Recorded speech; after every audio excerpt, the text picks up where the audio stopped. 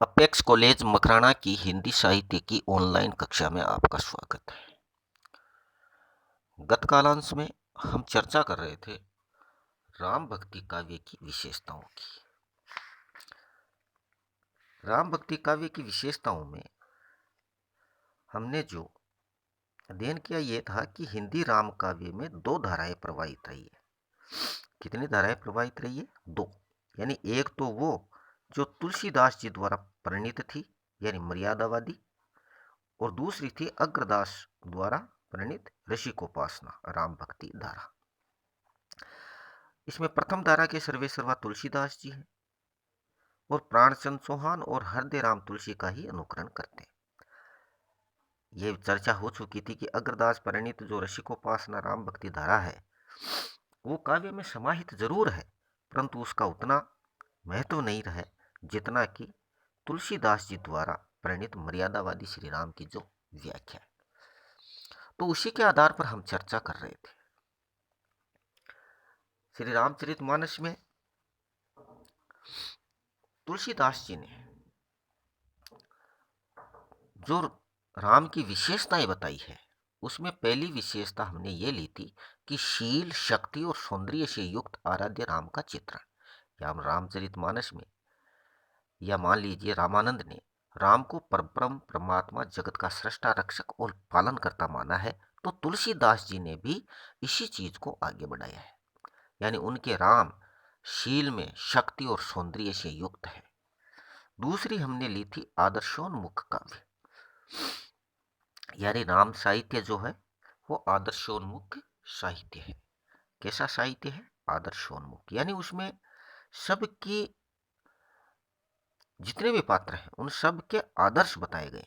यानी राम वहाँ एक आदर्श पुत्र है और आदर्श राजा है। सीता कौशल्या है, वो आदर्श पत्नी भी है और आदर्श माता भी है। भरत लक्ष्मण शबरी है, वो सब आदर्श भक्त है। राम राज्य एक राजनीतिक आदर्श है।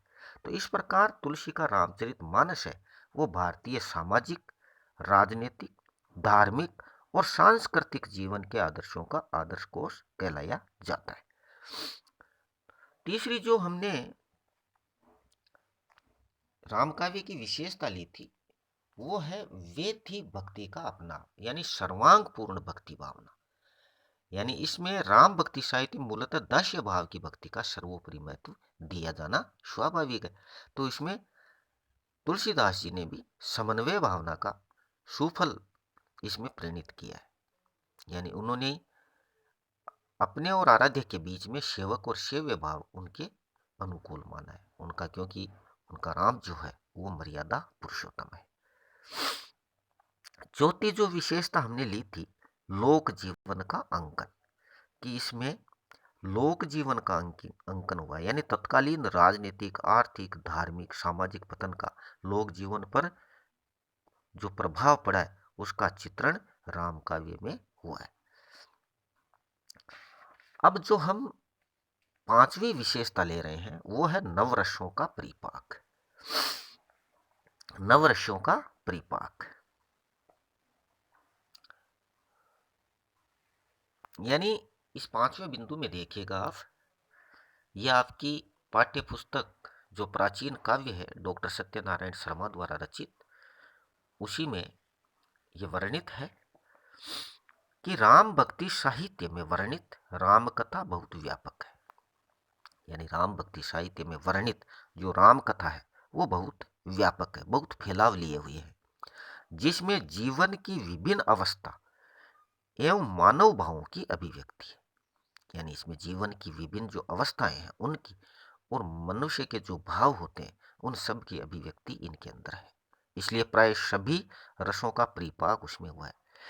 इसलिए जब विभिन्न अवस्थाओं और मनोभावों का चित्रण हो तो प्राय सभी रसों का परिपाक होता है, और इसमें भी सभी रसों का परिपाक हुआ है। राम भक्ति मूलतः सेवक सेव्य की भक्ति होने से इस साहित्य का प्रमुख रस निर्वेद जन्य शांत है। यानी इनके बीच दास्य भाव की जो भक्ति है इस कारण से शांत रस प्रमुख रूपता से आया है।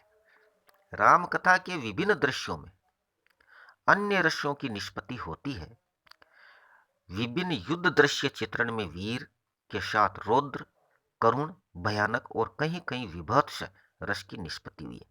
अगर युद्ध के दृश्य देखते हैं तो युद्ध के दृश्यों में वीर रस की तो उत्पत्ति हुई हुई है, चित्रण हुआ ही हुआ है, परंतु उसके साथ रौद्र रस का भी, करुण रस का भी, भयानक और कहीं कहीं पर विभत्स रस का भी वर्णन हुआ है या चित्रण हुआ है।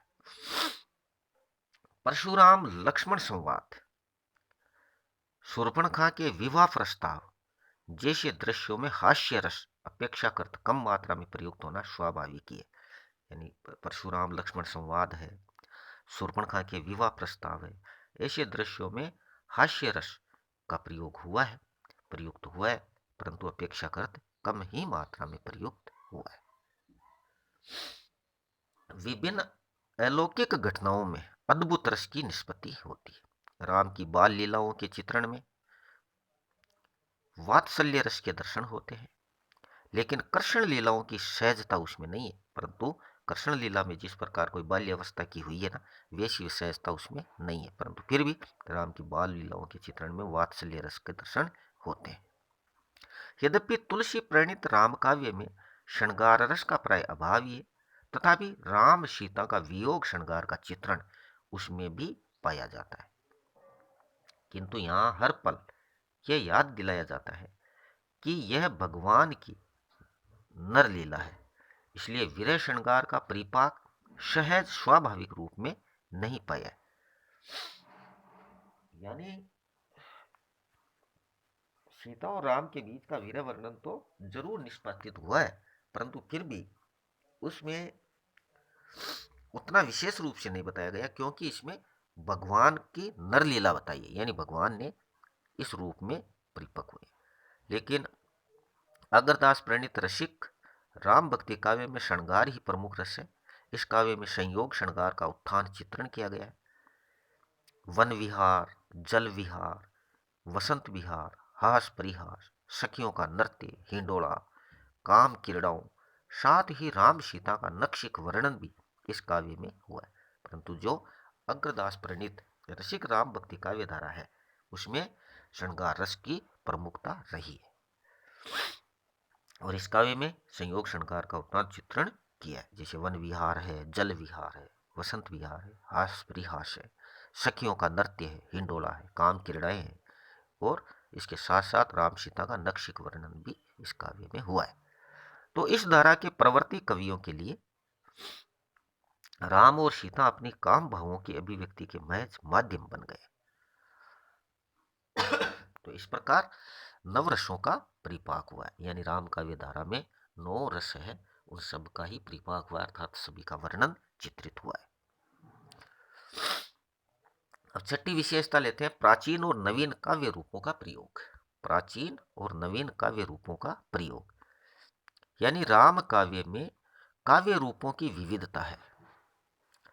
इसमें प्रबंध और मुक्तक काव्य रूप की प्राय सभी भेदों को अपनाया गया है।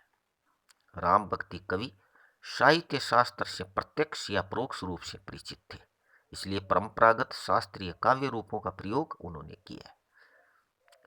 साथ ही लोक परंपरा के काव्य रूपों को भी अपनाया है, यानी उन्होंने जो लोक परंपरा के काव्य रूप थे उनको भी अपनाया है।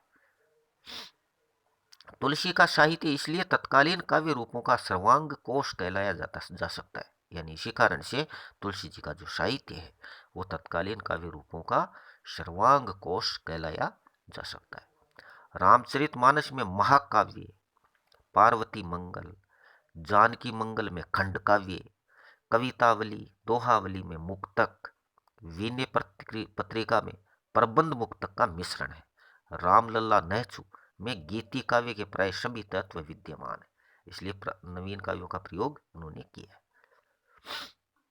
परंपरागत काव्य रूपों के अपनाव की दृष्टि से मानव और अष्टयाम में वीर गाथाओं की प्रबंध पद्धति, राम गीतावली, ध्यान मंजरी आदि में विद्यापति की गीत पद्धति, रामायण, महानाटक और हनुम नाटक में संस्कृत राम काव्य की संवाद पद्धति और रामचंद्रिका में रीति पद्धति का अपनाव दृष्टिगोचर होता है। लोक परंपरा का अपनाव राम काव्य की अपनी विशेषता है। इस तरह कहा जा सकता है कि काव्य रूपों की दृष्टि से भी राम काव्य समन्वयात्मकता से संपन्न हुआ है। अब है सातवां बिंदु, अवध और ब्रज भाषा में अभिव्यक्ति, यानी राम भक्ति साहित्य अवधि और ब्रज दोनों भाषाओं में अभिव्यक्त हुआ है। फिर भी इसका स्तरीय साहित्य अवधि में ही है, यानी हुआ तो वैसे राम भक्ति साहित्य दोनों भाषाओं में है, अवधि और ब्रज में भी, परंतु इसका स्तरीय जो साहित्य है वो अवधि में ही है। स्वयं तुलसी ने भी दोनों भाषाओं का प्रयोग किया है।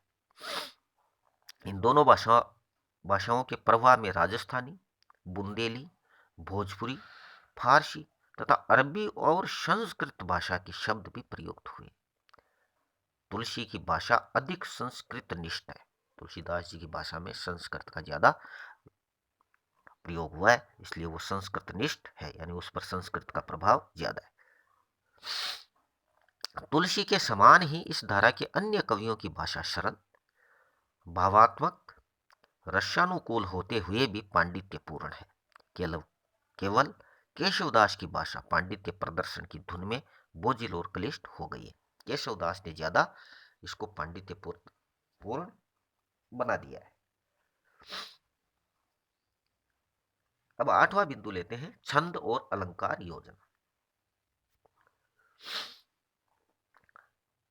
यानी छंद और अलंकारों की योजना में भी राम भक्ति साहित्य समन्वयवादी रहा है। छंद और अलंकारों की योजना में भी राम भक्ति साहित्य है वो समन्वयवादी रहा है।